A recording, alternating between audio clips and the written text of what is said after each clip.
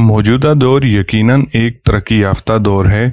Science और technology में इनकलाब से आए दिन नित नई इजादात सामने आती रहती हैं जो यकीनन बनीनू इंसान के लिए बहुत सी आसानियां पैदा करती हैं।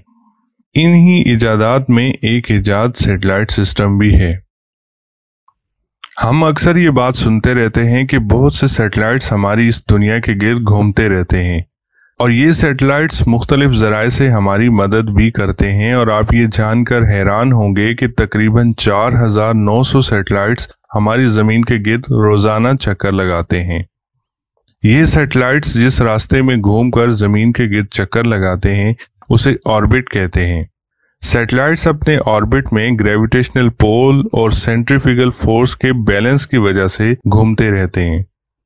इन दोनों फोर्सेस के बैलेंस की वजह से रिजल्टेंट फोर्स जीरो ही रहती है, जिसकी वजह से स्पेस में जिस जगह सैटेलाइट को छोड़ा जाता है वहां कोई फोर्स इस पर अमल नहीं करती या बहुत कम अमल करती है, ना ही फोर्स ऑफ फ्रिक्शन और ना ही फोर्स ऑफ ग्रेविटी। जब सैटेलाइट एक मखसूस फासला तय करके अपने ऑर्बिट में पहुंच जाता है तब सैटेलाइट में मौजूद स्पीड कंट्रोलर्स इसे जमीन की स्पीड ऑफ रोटेशन के हिसाब से एक मखसूस स्पीड पर रवां कर देते हैं। आइए हम आपको बताते हैं ऑर्बिटल कितनी किस्म के होते हैं और इनमें किस तरह के सैटेलाइट्स पाए जाते हैं। ये ऑर्बिट्स 3 किस्म के होते हैं: low earth orbit, medium earth orbit और जियोसिंक्रोनस अर्थ ऑर्बिट। इन तीनों ऑर्बिटल्स के अलावा स्पेस में एक और रीजन भी होता है जिसे वैन एलन बेल्ट कहते हैं। ये रीजन हाईली चार्ज पार्टिकल से भरा होता है जो सैटेलाइट्स को बुरी तरह नुकसान पहुंचा सकता है।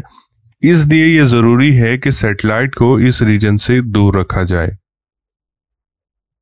सैटेलाइट ने किस ऑर्बिट में रहकर अपना काम करना है, ये बात सैटेलाइट के मकसद और काम को सामने रखकर डिसाइड की जाती है। मिसाल के तौर पर अगर सैटेलाइट को ज़मीन का मुआयना करने, मौसमी हालात का जायज़ा लेने या फिर इलाकों का तयन करने या सैटेलाइट फोन्स कॉल के लिए इस्तेमाल किया जाना है तो फिर ज़मीन के नज़दीकी ऑर्बिट में इसे पहुंचा दिया जाता है। ज़मीन का सबसे नज़दीकी ऑर्बिट लियो ऑर्बिट है। लियो का ज़मीन से फासला 160 से 2000 किलोमीटर तक हो सकता है और इसका ऑर्बिटल पीरियड तकरीबन 1.5 घंटा है। जो सैटेलाइट इस ऑर्बिट में पाए जाते हैं वो कम एरिया को कवर करते हैं और ग्लोबल कवरेज के लिए 100 की तादाद में सैटेलाइट दरकार होते हैं। इसी तरह नेविगेशन एप्लीकेशन सिस्टम जिसमें जीपीएस और मैप सिस्टम आता है, इनको कंट्रोल करने के लिए मीडियम अर्थ ऑर्बिट यानी मियो का इस्तेमाल किया जाता है। मियो ऑर्बिट का ज़मीन से फासला तकरीबन 2000 से 35,700 किलोमीटर तक है। इस ऑर्बिट में घूमने वाले सैटेलाइट की स्पीड बहुत ज़्यादा होती है और यही वजह है कि ज़मीन में मौजूद इनके रिसीवर पूरी तरह इनकी एक्यूरेसी को अचीव नहीं कर पाते। इस ऑर्बिट में मौजूद सैटेलाइट्स भी खातिरख्वाह एरिया को कवर नहीं कर पाते और एक अंदाजे के मुताबिक एक जीपीएस सिस्टम के लिए तकरीबन 24 मियो सैटेलाइट्स दरकार होते हैं। इस ऑर्बिट में मौजूद सैटेलाइट्स का ऑर्बिटल पीरियड तकरीबन 12 घंटे होता है। लो अर्थ ऑर्बिट और मीडियम अर्थ ऑर्बिट में पाए जाने वाले सैटेलाइट्स को टेलीकम्युनिकेशन के लिए इस्तेमाल नहीं किया जा सकता क्योंकि इन ऑर्बिट्स में मौजूद सैटेलाइट्स का ऑर्बिटल पीरियड और एंगुलर मोमेंट दोनों ही ज़मीन के साथ मैच नहीं करते। इसके साथ साथ ग्लोबल कवरेज के लिए सैटेलाइट्स की तादाद भी ज़्यादा दरकार होती है। तकरीबन 35,786 किलोमीटर के फासले पर एक और ऑर्बिट पाया जाता है जिसे जियोसिंक्रोनस अर्थ ऑर्बिट कहते हैं। इस ऑर्बिट में पाए जाने वाले सैटेलाइट्स की एंगुलर मोमेंट और रफ्तार ज़मीन की एंगुलर मोमेंट और रफ्तार से मैच करती है और यहाँ पाए जाने वाले सैटेलाइट्स का ऑर्बिटल पीरियड 23 घंटे 56 मिनट और 4 सेकंड होता है जो बिल्कुल ज़मीन के बराबर है। इस ऑर्बिट में एक मखसूस किस्म का ऑर्बिट भी होता है जिसे जियो स्टेशनरी ऑर्बिट कहा जाता है। ये ऑर्बिट ज़मीन के इक्वेटर के बिल्कुल बराबर होता है और यहाँ पाए जाने वाले सैटेलाइट्स की एंगुलर मोमेंट और स्पीड एग्जैक्टली ज़मीन के बराबर होती है। इसीलिए जियो स्टेशनरी सैटेलाइट टीवी ब्रॉडकास्टर्स के लिए एक आइडियल चॉइस होती है क्योंकि एक दफ़ा डिश एंटीना को सेट करने के बाद बार बार इसका जाविया तब्दील नहीं करना पड़ता और यही वजह है कि जियो स्टेशनरी बेल्ट में टीवी ब्रॉडकास्टिंग सैटेलाइट्स की भरमार है। और इन सब को एक इंटरनेशनल ऑर्गेनाइजेशन ITU मैनेज करती है। एक जियो सैटेलाइट तकरीबन ज़मीन का 1/3 हिस्सा कवर करता है, जिसका मतलब ग्लोबल कवरेज के लिए सिर्फ 3 जियो सैटेलाइट्स ही दरकार होते हैं। सैटेलाइट को काम करने, अपनी स्पीड और पोजीशन को बरकरार रखने के लिए कुछ मखसूस कंपोनेंट्स की ज़रूरत होती है। इनमें सबसे मेन कंपोनेंट ट्रांसपॉन्डर होता है। ट्रांसपॉन्डर ज़मीन से मौसूल होने वाले सिग्नल की फ्रीक्वेंसी को तब्दील करता है, इनमें मौजूद नॉइस को ख़त्म करता है और सिग्नल को एम्पलीफाई करता है। सैटेलाइट को काम करने के लिए इलेक्ट्रिकल एनर्जी की भी ज़रूरत होती है, जो इसे सोलर प्लेट्स और बैटरीज से मिलती है। सैटेलाइट ज़्यादातर एनर्जी सोलर प्लेट से ही लेता है और सोलर प्लेट्स पर मौजूद सन सेंसर इसे हर वक्त सूरज की तरफ मोड़े रहते हैं, लेकिन ग्रहण के दिनों में ये एनर्जी बैटरीज से हासिल की जाती है। इसके अलावा सैटेलाइट्स में रिफ्लेक्शन एंटीनास भी मौजूद होते हैं, जो ज़मीन पर मौजूद स्टेशन से मौसूल होने वाले सिग्नल्स को रिसीव करने के बाद वापस उनको रिसीविंग एंटीना की तरफ भेज देते हैं। स्पेस में चांद की मौजूदगी और ज़मीन के अनइक्वल मैस डिस्ट्रीब्यूशन की वजह से सैटेलाइट की पोजीशन को खतरा होता है, इसलिए सैटेलाइट में थ्रस्टर भी मौजूद होते हैं जो इसकी पोजीशन को बरकरार रखने में मदद देते हैं। जब कभी सैटेलाइट अपनी पोजीशन खोने लगता है, ये थ्रस्टर एक फायर की शक्ल में एक्टिवेट हो जाते हैं, जो सैटेलाइट को वो फोर्स मुहैया करते हैं जिससे सैटेलाइट वापस अपनी पोजीशन पर आ सकता है। और ये सब ज़मीन से सैटेलाइट कंट्रोल रूम से ऑपरेट किया जाता है। इसके अलावा जब ये सैटेलाइट अपनी मियार पूरी कर चुका होता है, तो यही थ्रस्टर इसे जियो ऑर्बिट से तकरीबन 200 किलोमीटर दूर ग्रेवियार्ड ऑर्बिट में पहुंचा देते हैं। ये थ्रस्टर सैटेलाइट की रोटेशनल स्पीड को बढ़ाकर इसे ऑर्बिट से बाहर निकाल देते हैं।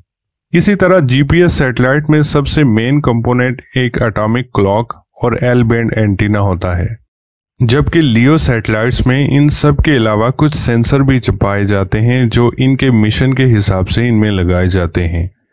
इसके अलावा सैटेलाइट चूंकि बहुत ज़्यादा दर्जा हरारत में तब्दीलियों को फेस करता है, जो 200 डिग्री से -100 डिग्री तक हो सकता है, सैटेलाइट को एक मल्टीलेयर फॉइल से कवर किया जाता है जो इसे किसी भी तरह की इन्वायरमेंटल डैमेज से महफूज रखता है।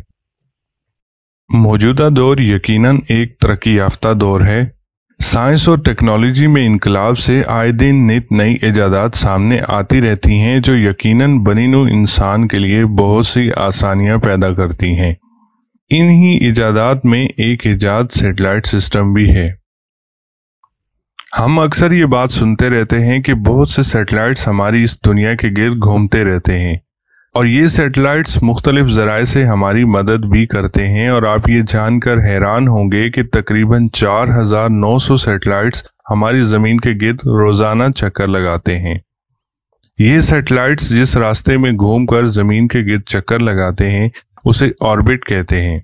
सैटेलाइट्स अपने ऑर्बिट में ग्रेविटेशनल पोल और सेंट्रीफ्यूगल फोर्स के बैलेंस की वजह से घूमते रहते हैं।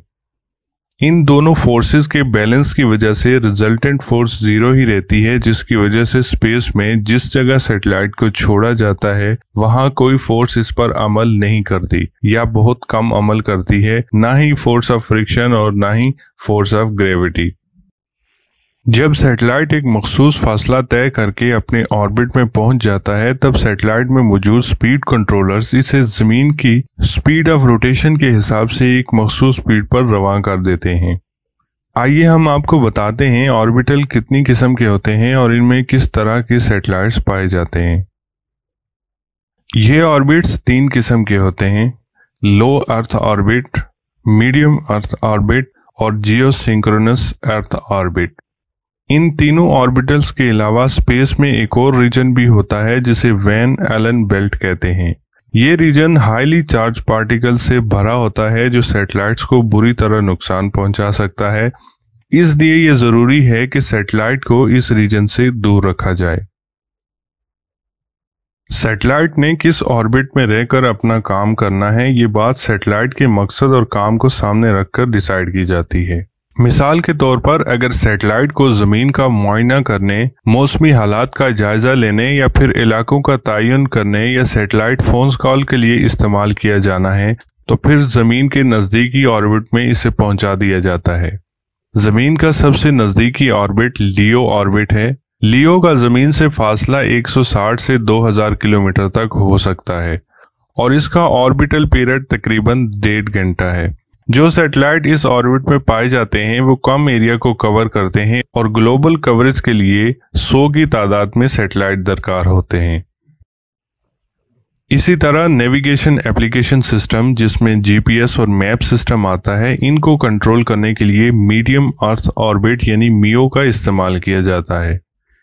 मियो ऑर्बिट का जमीन से फासला तकरीबन 2000 से 35,700 किलोमीटर तक है।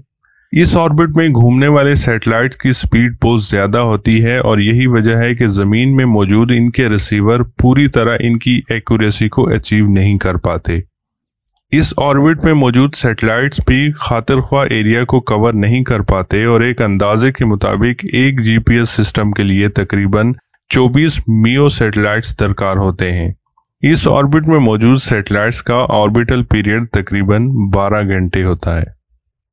लो अर्थ ऑर्बिट और मीडियम अर्थ ऑर्बिट में पाए जाने वाले सैटेलाइट्स को टेलीकम्युनिकेशन के लिए इस्तेमाल नहीं किया जा सकता क्योंकि इन ऑर्बिट्स में मौजूद सैटेलाइट्स का ऑर्बिटल पीरियड और एंगुलर मूवमेंट दोनों ही जमीन के साथ मैच नहीं करते। इसके साथ साथ ग्लोबल कवरेज के लिए सैटेलाइट्स की तादाद भी ज्यादा दरकार होती है। तकरीबन 35,786 किलोमीटर के फासले पर एक और ऑर्बिट पाया जाता है जिसे जियोसिंक्रोनस अर्थ ऑर्बिट कहते हैं। इस ऑर्बिट में पाए जाने वाले सैटेलाइट्स की एंगुलर मूवमेंट और रफ्तार जमीन की एंगुलर मूवमेंट और रफ्तार से मैच करती है और यहाँ पाए जाने वाले सैटेलाइट्स का ऑर्बिटल पीरियड 23 घंटे 56 मिनट और 4 सेकंड होता है जो बिल्कुल जमीन के बराबर है। इस ऑर्बिट में एक मखसूस किस्म का ऑर्बिट भी होता है जिसे जियो स्टेशनरी ऑर्बिट कहा जाता है। ये ऑर्बिट जमीन के इक्वेटर के बिल्कुल बराबर होता है और यहाँ पाए जाने वाले सैटेलाइट्स की एंगुलर मूवमेंट और स्पीड एग्जैक्टली जमीन के बराबर होती है।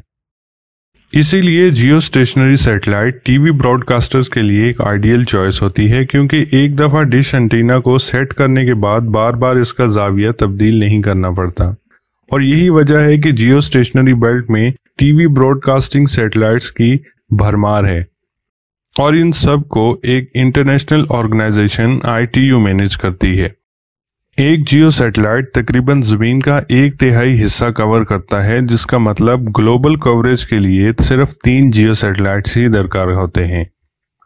सैटेलाइट को काम करने, अपनी स्पीड और पोजीशन को बरकरार रखने के लिए कुछ मखसूस कंपोनेंट्स की जरूरत होती है। इनमें सबसे मेन कंपोनेंट ट्रांसपॉन्डर होता है।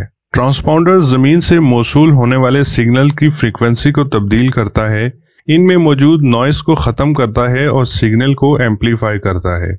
सैटेलाइट को काम करने के लिए इलेक्ट्रिकल एनर्जी की भी जरूरत होती है जो इसे सोलर प्लेट्स और बैटरीज से मिलती है। सैटेलाइट ज्यादातर एनर्जी सोलर प्लेट से ही लेता है और सोलर प्लेट्स पर मौजूद सन सेंसर इसे हर वक्त सूरज की तरफ मोड़े रहते हैं, लेकिन ग्रहण के दिनों में ये एनर्जी बैटरी से हासिल की जाती है।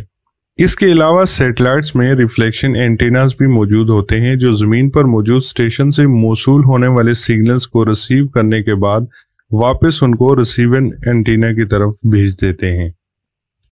स्पेस में चांद की मौजूदगी और जमीन के अनइक्वल मैस डिस्ट्रीब्यूशन की वजह से सैटेलाइट की पोजीशन को खतरा होता है, इसलिए सैटेलाइट में थ्रस्टर भी मौजूद होते हैं जो इसकी पोजीशन को बरकरार रखने में मदद देते हैं। जब कभी सैटेलाइट अपनी पोजीशन खोने लगता है, ये थ्रस्टर एक फायर की शक्ल में एक्टिवेट हो जाते हैं जो सैटेलाइट को वो फोर्स मुहैया करते हैं जिससे सैटेलाइट वापस अपनी पोजीशन पर आ सकता है और ये सब जमीन से सैटेलाइट कंट्रोल रूम से ऑपरेट किया जाता है। इसके अलावा जब ये सैटेलाइट अपनी मियार पूरी कर चुका होता है तो यही थ्रस्टर इसे जियो ऑर्बिट से तकरीबन 200 किलोमीटर दूर ग्रेवयार्ड ऑर्बिट में पहुंचा देते हैं। ये थ्रस्टर सैटेलाइट की रोटेशनल स्पीड को बढ़ाकर इसे ऑर्बिट से बाहर निकाल देते हैं। इसी तरह जीपीएस सैटेलाइट में सबसे मेन कंपोनेंट एक एटॉमिक क्लॉक और एल बैंड एंटीना होता है, जबकि लियो सैटेलाइट्स में इन सब के अलावा कुछ सेंसर भी पाए जाते हैं जो इनके मिशन के हिसाब से इनमें लगाए जाते हैं। इसके अलावा सैटेलाइट चूंकि बहुत ज़्यादा दर्जा हरारत में तब्दीलियों को फेस करता है, जो 200 डिग्री से -100 डिग्री तक हो सकता है, सैटेलाइट को एक मल्टीलेयर फॉइल से कवर किया जाता है जो इसे किसी भी तरह की इन्वायरमेंटल डैमेज से महफूज रखता है।